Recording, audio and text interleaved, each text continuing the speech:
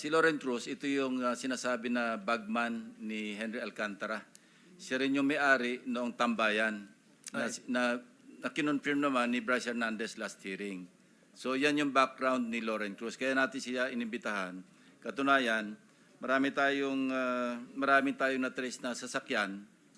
Kasi pag nagdo-donate ng sasakyan si Henry Alcantara, kung bakit, sa kanya nakapangalan yung mga sales invoice. So yun, dagdag FYI lang para for you to pursue. So, bagman ka, Mr. Cruz? Mr. Chair, hindi po ako bagman. Sinabi ni Bryce yan last time. Inamin na niya, no? Gusto mo magsapukan kayong dalawa.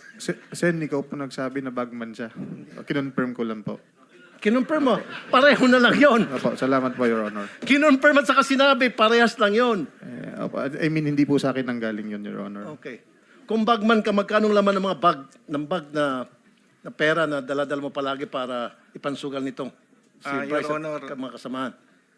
Hindi po ako bagman. With the indulgence of Senator Rafi, Mr. Cruz, parang awa mo na sa sarili mo. Nanumpa ka na magsasabi ng katotohanan. Sinabi na nga ni Mr. Bryce na bagman ka, kinonfirm na nga. Patuloy ka pa nagsisinungaling. Sandali, Gusto mo bang mailaga ka sa kulungan? Sandali, Dr. Arvina. Okay. Ganito, bigyan kita ng last chance. Last chance. Kung hindi, ipakukulong kita. Ipapakontempt kita ngayon. Last chance. Bagman ka o hindi? Your Honor, hindi po ako bagman. Negosyante po ako, Your Honor. Kinonfirm ni Bryce na ikaw ay bagman at magkakilala kayo. So bakit niya i-confirm na ikaw ay bagman kung hindi naman talaga? Last chance. Dahil kung hindi, I will cite you in contempt, Mr. Chair. Showcause pala. Si-showcause kita. Explain. Why I should not file you in contempt? Your Honor, kaya lang po ako natawag na bagman na hindi naman po talaga ako bagman ni Mr. Chair. Yung pong Alcantara.